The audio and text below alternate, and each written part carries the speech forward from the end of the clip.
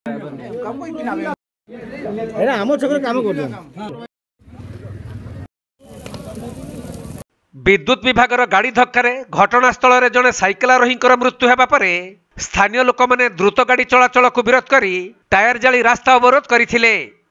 एपरी एक मर्मन्तुत सड़क दुर्घटना घटी बालेश्वर जिला भोगराई ब्लॉक कमरदा थाना अंतर्गत 57 नंबर राज्य राजपथर कंठालिया छक निकटरे मिली सूचना अनुजाई नहरा ग्रामर खगेन्द्र भूइया साइकेल जुगे घर को फेरुवा बेले द्रुत गति आसुवा विद्युत विभाग एक पिकअप गाड़ी तांको उपरे चढ़ी जाई रास्ता तल को खसी जाइथिला।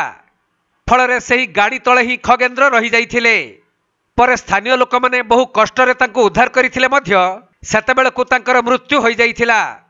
तेणु पिकअप्रे थिबा समस्त विद्युत विभाग कर्मचारी माननकु उत्त्यक्त लोक मैंने दौड़ी रे बांधि पकाइथिले। आउ रास्ता उपरे टायर जाली रास्ता अवरोध करने फल उभय पार्श्व गाड़ी मोटर अटकी रही। पर एही खबर पाई घटनास्थल में कमरदा पुलिस पहुंची तदंत जारी रखिथिबा जଣା पड़िछि।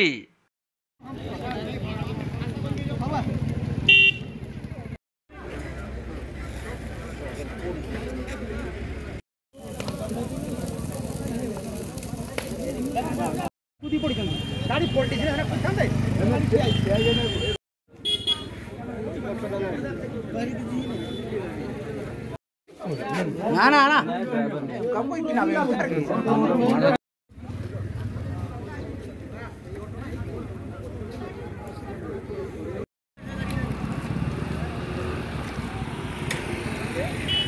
बालेश्वर जिला भोगराई चंदन कुमार दास रिपोर्ट कोणार्क लाइव।